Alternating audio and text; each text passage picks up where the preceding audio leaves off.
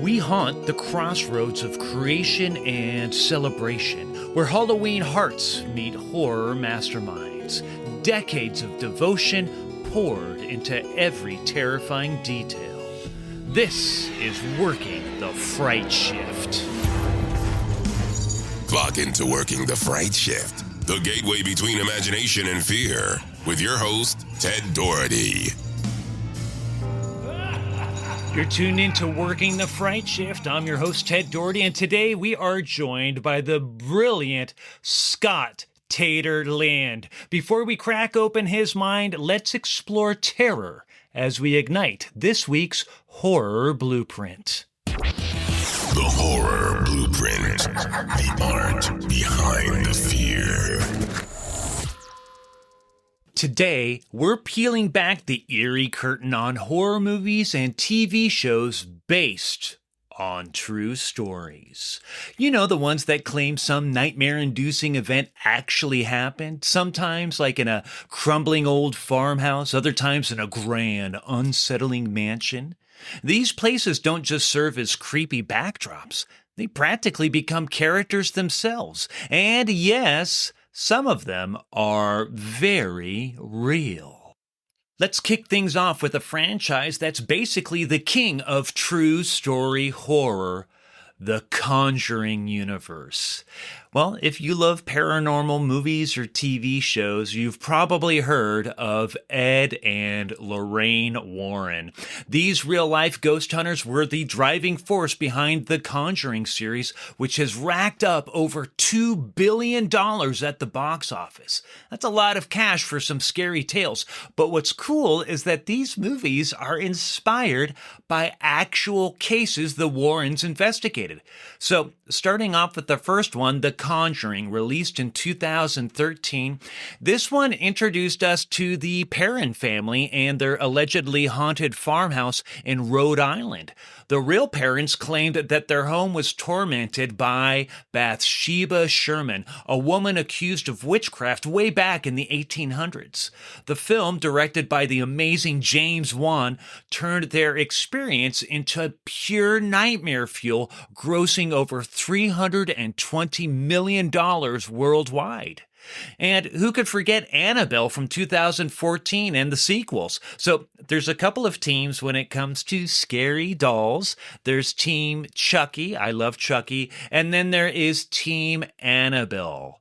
Which doll do you think gets the award for the scariest? I love them both, and I think most of us can agree that Annabelle is an absolute terrifying doll. Now, the real Annabelle doll was just a cute, oversized Raggedy Ann, but the Warrens said it was demonically possessed, so now it's locked up in their occult museum.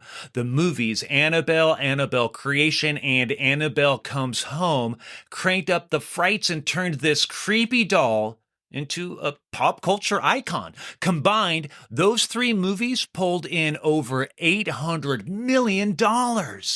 Then there was The Conjuring 2 in 2016. The sequel, that one dives into England's infamous Enfield poltergeist case, where there's two sisters who claimed their home was haunted by violent spirits, leading to one of the most debated ghost stories ever. Skeptics weighed in, but filmmakers ran with it and turned the whole thing into an absolutely scary movie. Then there was The Conjuring, The Devil Made Me Do It in 2021. This one is about the real 1981 trial of Arnie Johnson, who claimed demonic possession made him commit murder. This was the first case of its kind in United States legal history, sparking major debates about belief systems and the justice system. Even during the pandemic, this movie scared up over $200 million in theaters. And soon, well, as of this recording, we're going to have The Conjuring Last Rites from 2025. This is supposed to be the final chapter in the franchise. This one tackles the chilling Smurl family haunting and wraps up Ed and Lorraine's on-screen legacy. Well, at least for now. But before The Conjuring, there was one of my all-time favorites. I am totally obsessed with it. The Amityville Horror, released in 1979, and then it was remade in 2005, but I love the original. I'm a fan of the book, and it's all based on the real-life house where Ronald DeFeo Jr. murdered his entire family in 1974. A year later, George Lutz and his family moved in and fled after only 28 days, leaving everything behind, claiming that the house was too haunted to inhabit. Fun fact, I met the real George Lutz before he passed away at a haunt convention years ago where he was lecturing about his experiences inside the house. I even got him to sign an 8x10 of the original house. So like I told you, I am obsessed with this stuff. So, well, whether you believe their story or not, the film sparked a full-on craze with that house and spawned multiple and seriously wacky sequels. But also in the 1970s, we had The Exorcist, 1973. Often called the scariest movie ever made. The Exorcist was inspired by the 1949 exorcism of a boy in Maryland known as Roland Doe. Supposedly, priests recorded levitating furniture and unexplainable foreign languages coming from the boy. The movie caused hysteria when it hit theaters, with people fainting, vomiting, and straight up leaving screenings. Then just less than a decade later, we had Poltergeist in 1982. This one traces back to a real-life poltergeist case in 1958 involving the Herman family. Steven Spielberg, who is fascinated by paranormal stories, teamed up with the legendary Tobe Hooper to craft a horror classic that made 1980s suburban life, well, even more terrifying. Then, only a couple years earlier, The Shining, 1980. This is based on Stephen King's amazing novel, The Shining. Took visual inspiration from two real hotels, the Timberline Lodge in Oregon and the Stanley Hotel in Colorado. King once stayed at the Stanley and claimed to hear ghostly laughter and phantom figures roaming the halls. Today, it leans fully into its haunted reputation, offering ghost tours and themed events. Now, switching gears from movies to TV, we have shows like American Horror Story. Ryan Murphy's anthology series thrives on nightmares inspired by real places and events. The first season, Murder House, this season pulled inspiration from LA's Los Feliz murder mansion, where a doctor killed his wife and himself in 1959, leaving the house untouched for decades. The show really cranked up the horror, filling the house with ghosts and twisted family secrets. Then there was season 5, Hotel. Have any of you heard of the Cecil Hotel? This place is infamous for mysterious deaths, including the case of Elisa Lam, who was found dead in the water tank after acting erratically in an elevator. American Horror Story Hotel took that eerie history, mixed in vampires and serial killers, and created, well, I think, one of the show's coolest seasons. The next season, Roanoke, season 6, was a nod to the mysterious lost colony of Roanoke, where settlers vanished in the 16th century, leaving only the word Croatoan carved into wood. The season leaned into survival horror and ghostly revenge. But I have a big question for you. What is it about horror movies that claim to be based on real events? I kind of have broken it down to a few reasons to consider. First off, there is the unknown, which is terrifying. When a film suggests this actually happened, well, I think it messes with your brain. Even skeptics start questioning reality. Then there is a tourism boost. The Perrin Farmhouse, Stanley Hotel, and even the Cecil Hotel have all seen an influx of visitors wanting to experience the horror firsthand. And then there's a cultural impact. Horror films don't just entertain, they spark discussions about trauma, belief systems, and the way fear shapes us. So, from the creepy corridors of real haunted houses to the chilling urban legends that inspired Hollywood's biggest horror hits, it's clear that the line between fact and fiction can be razor thin. And honestly, it makes everything, to me, way scarier. Real life hauntings remain a driving force behind some of the most chilling horror films, blending history with supernatural fiction to enthrall these huge audiences.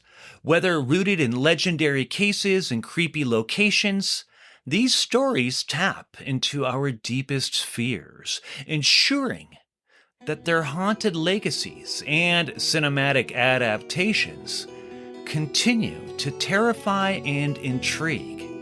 It's this fusion of truth, myth, and fear that forms the horror blueprint. We've just sown the seams of terror into a living nightmare in the horror blueprint. Now it's time to meet a creator of that kind of terror. Scott Tater Lynd is the walking foghorn of the haunt industry, literally and figuratively. By day, he's the high-energy sales representative for Froggy's Fog, the brand synonymous with atmosphere at haunted attractions worldwide. By night, he transforms into creepy characters at scare events, known across the country for his dynamic characters and infectious enthusiasm. Tater has trained scare actors coast to coast in the fine art of keeping guests wildly entertained before the haunt even begins. Whether he's selling the fog or stirring it up himself, Tater's mission is clear: make every moment unforgettable. Let's meet a true fear architect who has spun it from all the shadows. Fear Architects, crafting worlds of terror. Welcome to the Fright Shift, Tater. Scott Tater Lynd, thank you so much for doing this. This is awesome. But before we dive into things, how are you doing? Where are you calling us from? I am calling you from my apple orchard here in Ohio, in Columbus, Ohio. That's awesome. Are you doing all right? Everything doing okay over there in Ohio? Everything's so far so good. Awesome. Now peach season, so you got me right at a good time. Oh, perfect. Well, listen, I think a lot of folks probably recognize you as one of the sales reps for Froggy's Fog, but I have some questions here today that hopefully you haven't been asked a ton of times. What first drew you to the world of Halloween-themed entertainment? And can you recall the moment that it became more than just a seasonal passion? Like, where did this all take place? How did this all start? So, my dad worked for or helped out with the Lions Club, and they started a fundraiser when I was 8 years old, and they started a haunted trail or haunted woods. And he brought us, me and my two brothers, out at that time because they needed people to help scare. So he brought us out and we laid on the path and scared everybody, or tried to scare everybody. I mean, it's pretty intimidating. You know, an 8-year-old kid just laying there on the path. Totally scary. If you can imagine, just, there's an adorable little kid. But ever since then, I've been hooked and been working my way through the ranks doing that. Where did this all take place? In the same town that I'm in now. It's called Pataskala. It's a small town in Ohio. Pataskala Haunted Forest is still going on, going strong. Still a fundraiser for the community. I just don't have anything to do with it anymore. But it, most importantly, though, did help you get your start in all of this, which I think is amazing. I started working haunted attractions when I was 8 years old, so I am now 44. Yeah, 44. Been doing it ever since. Wow, that's just, I love it. I love to hear that. So at what point did it start to become, you're like, oh my gosh, I could actually do this more than just a seasonal passion? Obviously, when I got older towards, the 18, 19, 20, 21-year-old, I got involved with a group here in Ohio called the Feature Creatures, which is now defunct. It's no longer, but it was a haunted house acting troupe. And we would have meetings every month. And they would teach us makeup techniques or scaring techniques or improv games or something, or we would just have a get together and talk and start doing that. They formed for the members of Feature Creatures, formed the Ohio Haunters Convention, which then turned into Midwest Haunters Convention. When it became Midwest, they add a pageant for the Miss Scary Midwest character, scariest female character in the Midwest. And one of the members won the title the first year. And the second year, we were sitting at one of those meetings and nobody was volunteering. And I made a comment about how the girls are scary enough without the makeup on that they should enter. And then that immediately told me that I was going to enter that pageant and I didn't have anything. So I went to my grandma's house and she gave me a dress and didn't ask any questions. And my character of Granny came out. I did not ever win, unfortunately, Ted. I entered every year they had it and I did never win. I got second place a couple times, but that was about it. I love it. What a way to get thrown into all of this at that kind of level. I love it. Well, hey, listen, speaking of that character, you have developed many characters throughout the years. Can you describe some of them and what their names are? Maybe if there's any stories behind them besides Granny that we just learned about? Yeah, well, there was for Pascal Haunted Forest, they did it a little different than any other place that I've seen. Is the Lions Club built the building, and if you had one of those buildings, you had to get everything involved from those buildings, from lights to sound. I mean, they gave you the very basics. They gave you an outlet, maybe, or two or three. So I inherited one of those buildings, and I was going to do a circus scene. Judge me all you want, but it was back in the early days when clowns weren't as prevalent as they are now. And I created a character called J.A. the Clown because I was a jackass. So Jackass the Clown, and then there was my cohort was S.A. the Clown. He had a big old afro and a gold tooth, and he was sexy ass clown. And we were behind bars. The ringmaster turned us, accused us of murdering kids. So that was J.A. the Clown. Kind of a jackass. He was kind of like a prop comic. He had, you want to choke my chicken or whatever, and he'd have a chicken or stuff like that. And I had a big old trunk of things that I would just reach into and play with. And then Granny came about. She lasted a long time. There was a dead Granny behind me, ghost ride prop with my grandma's dress on that. And then the other one is Dwayne Hazard, and he is like a fun-loving, stupid, scared of his own shadow kind of hillbilly character. He always has a parking vest on so you can see him coming, and no cars hit him again because he's been hit by a car 4 times. And he's kind of, just that fun-loving, ease the tension kind of a character that I would do. I designed my characters around humor, being, I was short for a long time in my life. In marching band, I wore the smallest band uniform, a tutu. So there's nothing intimidating about a 5'5" skinny white guy. So humor came into play a lot because if you can cleanse the palate a little bit, catch them off guard with a joke or some humor, that sets it up for the people that want to be scary. Totally agree. You have to have those ebbs and flows. And we know historically, even just with horror movies, comedy and horror can work together and in harmony. And I think a lot of these characters that you have honed over the years is to entertain folks beyond just jump scares and things like that. But also there's an important component in all this is a lot of these attractions have long lines where people are waiting a really long time to get into this attraction, whether or not it's at a theme park or independent pro haunt or whatever. If they're popular, people are going to come and they are standing in line for a while. And these Q type of characters can really work. And I know to help entertain these people, and I know that you've honed in on that and kind of specialized in that. Can you talk about the importance of characters working the long lines of folks waiting to get into an attraction?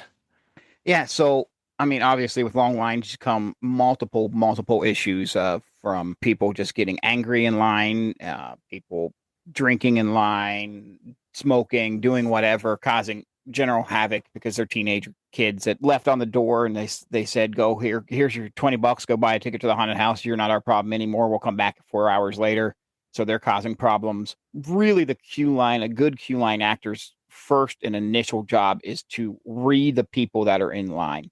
The second is to entertain, to kind of alleviate any situation, but they have to read the issue first. If, you go up to somebody and you're talking to a girl and the guy clenches his fist, then you kind of put that in your mental head. You can talk to him, you smell alcohol, you put that into your head. And then I always, when I would appear at various haunted attractions across the country, I would always know who my security team is for that night and make sure there's always one near. And then you just go up and say, hey, heads up, smell alcohol on that. Hey, that guy's going to be a problem. That kid's going to, try to steal things. I heard him talking in line.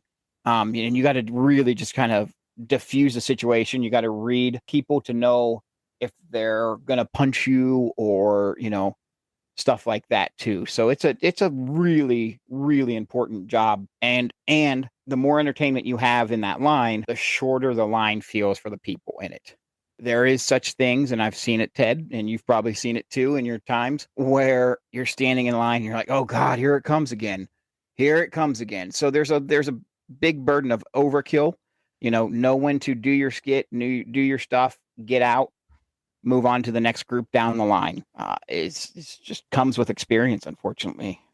There's no class that I could teach to know how to do that. It's just a matter of getting a read on the people.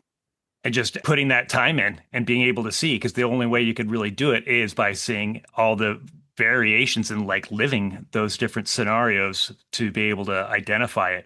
But so for something like that, when you do talk to people, either maybe folks who are newer, learning to be a character at a haunt, what are some ideas that you've implemented that you've seen work in terms of adjusting the character, adjusting your actions in response to the guest standing in line? Because sometimes the reaction is super positive and they want more, and you could just spend a little extra time with those folks, but also some other adjustments need to be made if you are seeing something a little bit more on the negative side.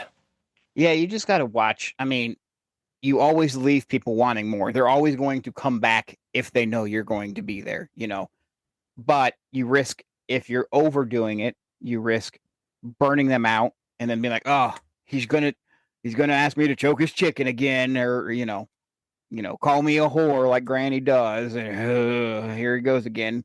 But you always leave them, just give them a little sample, and then if they like the product, they're going to keep buying the product and buying that ticket to come back in line. So that's kind of what I coach to when I do teach or talk to the younger generations. Always leave them wanting more, because they're always going to buy the ticket to get to see you more. Oh, I love all of that. That's fantastic. That's fantastic advice. Now, you've been at this for a while. You've traveled all over the country doing all the variations of work for you. You've seen Halloween events evolve throughout the years. What are some of the more fun and exciting changes that you've seen and witnessed in terms of how audiences engage with characters and haunts in general? Yeah, I judge the haunts, or not necessarily judge, or yeah, I don't even want to say review, because that's like a bad word in this industry, but there's certain styles, and I've seen them go from the black plastic walls to elaborate film quality sets, to training their actors properly, know when that, if that guy accidentally hits you, if it was a flight or fight response. But I call them groups, which is like old school, which is the black plastic, which is clearly a fundraiser for the community or something like that. Technological marvel, where it's just top of the line, no penny was spared, audio, visual experience. Classic Halloween. I love a classic Halloween haunted house. Me too. You can get to those vintage classic ones that have been around, and they just are like, you know what, this is what we are, this is how we do it. There's one actually near you that I absolutely love, and it's just so vintage and so feel goody. When I step foot on that property, it's up in Fresno. It's Hobbs Grove, and I love everything about that place. It just harnesses the spirit of Halloween, and they just funnel it all into that little area there. Tater, you stole one of my questions. I was going to talk Oh about no. Hobbs Grove. Well, we love Hobbs Grove. We love everybody that's over there. And I haven't been for a few years, but absolutely agree. It captures the true essence of the Halloween spirit in a great rustic way. And it's almost kind of creepy just getting there, because you're kind of in the middle of nowhere, and you're just kind of driving up, and all of a sudden you make this turn and you're like, oh, there's people kind of guiding us to go park. And it's just so not what you would think you would find in California. It really has, to me, like a New England or some kind of vibe where it's just a very rustic, traditional Halloween. It's kind of, it's a scream park, right? It's got a Yep. haunted house, it's got a haunted trail, and it's got the hayride. And yeah, so I want to talk about that. You've worked with them. What was it like working with them? They are an absolute dream to work with. I mean, just any idea that you say, "Hey, why don't we try this tonight?" or anything like that, they will absolutely try it and see if it works better. And you're absolutely 100% correct, Ted. When you make that left off that road and you got walnut trees on one side and persimmons trees on the other, and then there's a person guiding you to the parking lot, you're like, "What? Where am I?" But they are an absolute gem of people. Every single one of them. There's not a bad egg in that whole batch, and they are just so welcoming and so forthcoming with information. And it's really kind of a breath of fresh air when you go to some of these haunts and you're like, well, we don't talk about that haunt, or we don't talk to those. And if you see any actors from there, you got to let us know, because it's like, guys, we're in the industry to help each other. We're in it to help each other. We're all going to get our slice of pie at the end of the night. No, absolutely. And the thing about Hobbs Grove too, and I'm sure that you witnessed it, you kind of lived it, is they are very character driven, especially in that kind of concourse area in between the various attractions. They have the different characters that really kind of, to me, almost kind of sound like a lot of the types of characters that you've created for yourself throughout the years, where they're just entertaining people and setting things up. They're really on the friendlier side, generally Mm-hmm. speaking, of like Billy Bob and all of the folks, Yeah. right? But what's so outrageous to me is once you cross the threshold and get into one of their attractions, they're terrifying.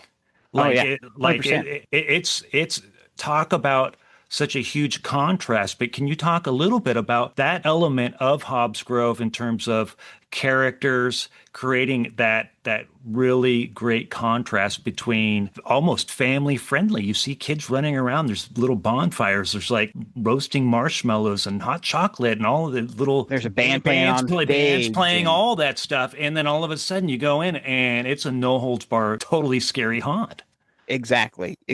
And it's, if you even talk sometimes to Billy Bob out there on that main concourse, he'll say, "I don't go into those woods." He'll set the line and say, "I don't go in there. There's frightening stuff in there." And it's technically his job to entertain. He's not trying to oversteal the woods' charm, kind of a situation, right? So his stage is the concourse. He's letting all the other people take the other stages, and that's a very important thing. I've seen queue line actors leave the queue line and go through and make the entire haunted house or the entire production about themselves and kind of ruin the experience to everybody there.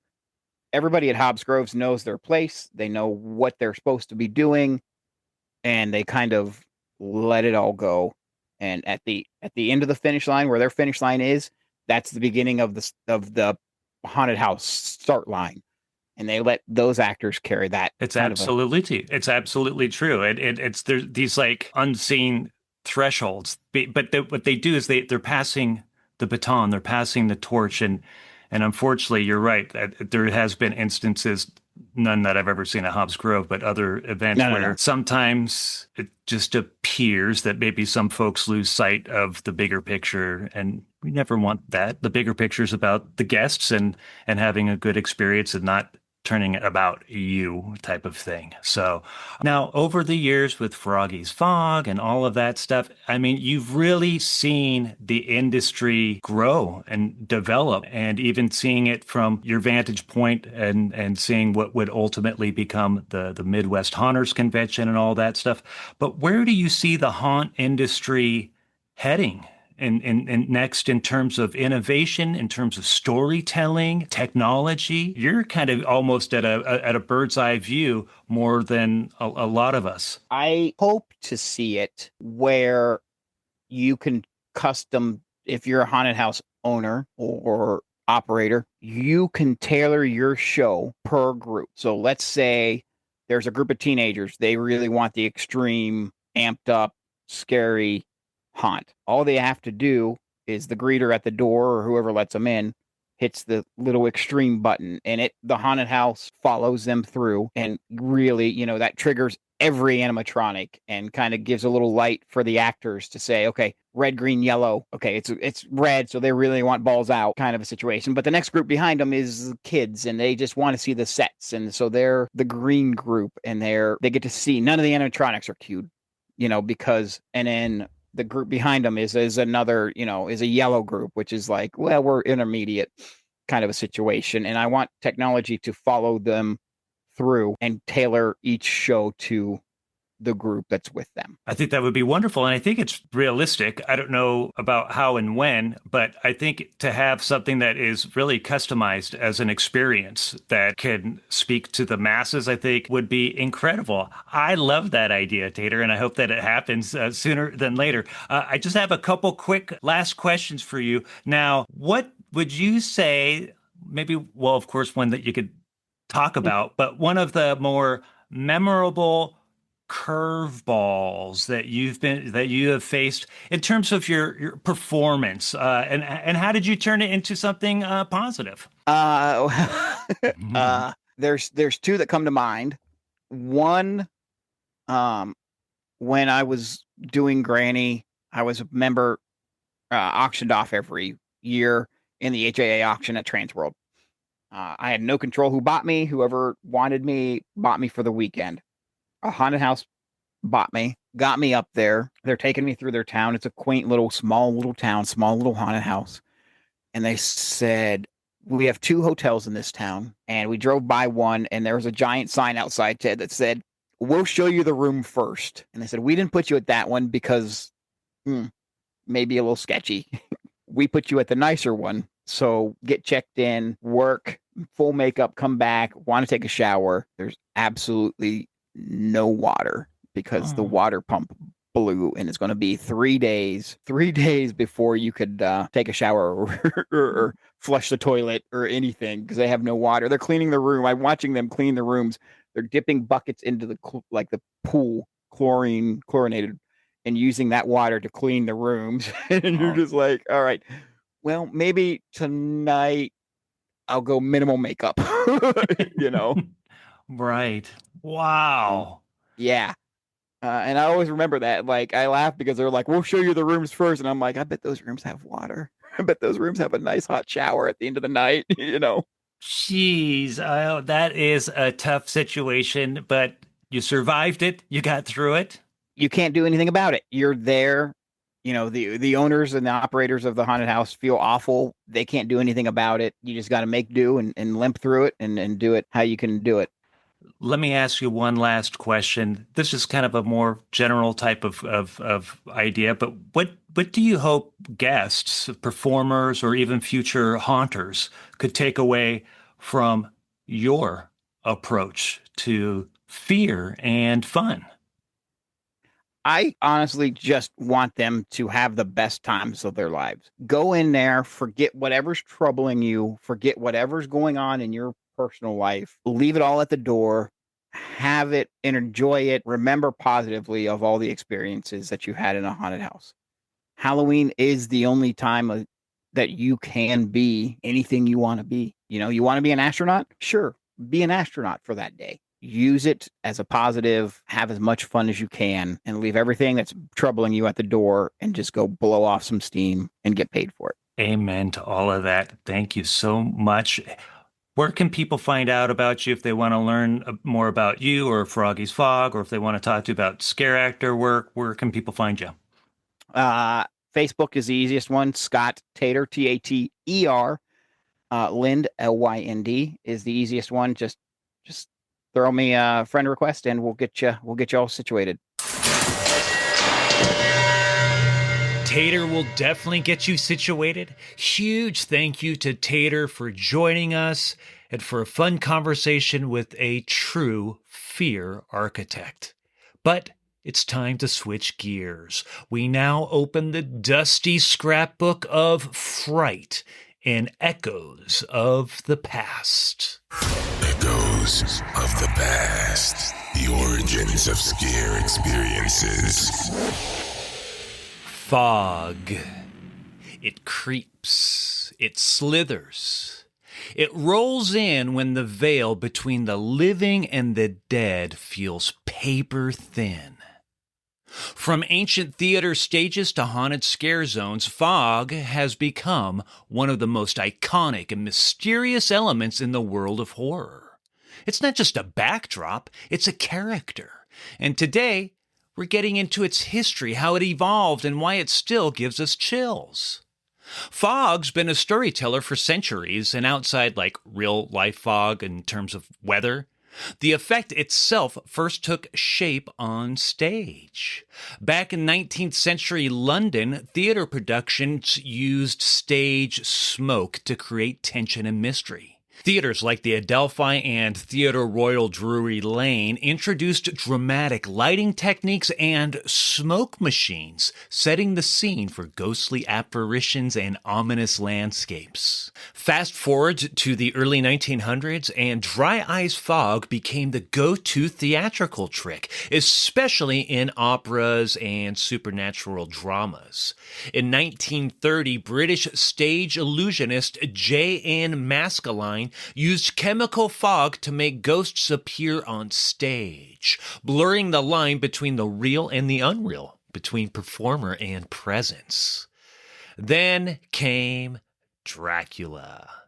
Bram Stoker's 1897 classic introduced one of the coolest and creepiest vampire transformations, Dracula dissolving into fog. Not only did it make him even more supernatural, but it turned him into something untouchable, unpredictable, able to slip through doorways and invade spaces without a sound. That creeping mist made its way to cinema as well. In 1931's Dracula, starring Bela Lugosi, fog announced his entrance, shadowy, looming, otherworldly. And in The Wolfman, 1941, fog thickened over the Welsh moors, adding layers of fear and suspense. And then, fog became the monster itself. In John Carpenter's The Fog, 1980. This wasn't just mist rolling in, it carried ghostly revenge. The fog wasn't only hiding something scary, the fog itself was scary. It moved with intention, it glowed, it became a living force. This idea was used in more horror films and TV. Stephen King's The Mist in 2007, based on his short story first published in 1980. This was an entire town swallowed by this creeping mist, hiding creatures from another dimension. The fear wasn't in what you could see, but what you couldn't see. Stranger Things Season 2 in 2017, this ever-present fog of the upside down, crawling in, an invisible threat just out of reach. Fog isn't just a tool in movies and books, it's a staple in live horror experiences. Theater productions like The Woman in Black use it to mess with audiences, to obscure transitions and disorient space. And in haunted houses and scream parks, fog isn't just atmosphere, it's disorientation. You walk through it, you breathe it in, you lose your sense of direction, and suddenly, you're not sure where the monster is or if it's already behind you. Take Not Scary Farm's Fog Alley, for example.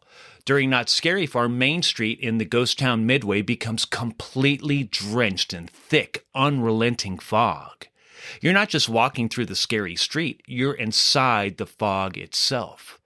And for me, working as an undead werewolf at Not Scary Farm in Ghost Town for many years, I spent most of my time in Fog Alley. And it was pure, terrifying magic. It gave us cover. It made us disappear in an instant, and we used that to our advantage. Guests couldn't see us until it was too late.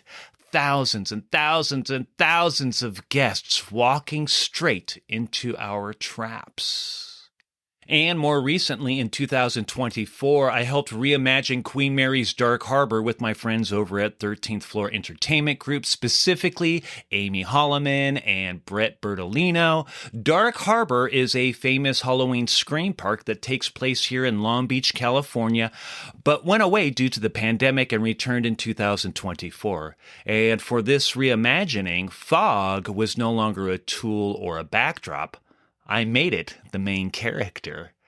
The idea for the narrative was that there is a timeless evil shroud of fog that lurks in the dark ocean and hides a portal to the underworld. That fog made its way onto shore and weaved its way through the passages of the ship and all the different surrounding areas. And as a result, these malicious creatures are lurking and attacking. Each maze, each scene revolved around this mist as origin and carrier of evil. So the fog became the villain. And so why does fog work? It's simple. Fog is mystery. Fog is the unknown.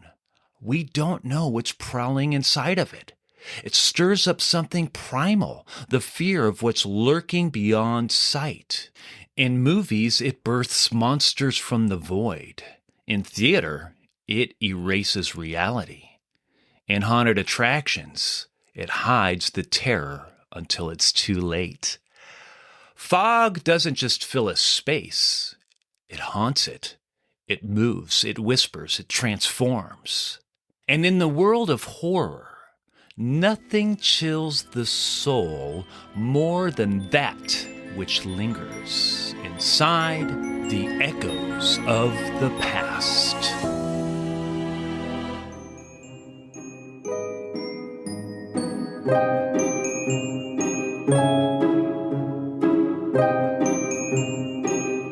And just like that, our shift comes to a close. Huge thanks to our fear architect, Scott Tater Lynd. Within these stories is the blueprint of fear itself, how we face it, how it transforms us, how we create it, and sometimes how it sets us free. If you liked what you heard, do us a favor and tell a friend to tell a friend. Give us a good review, 5 stars, and help spread the word. Thanks for spending your nightmares with us. I'm your host, Ted Doherty. Beast wishes, and until we meet again, it's officially time to clock out of Working the Fright Shift.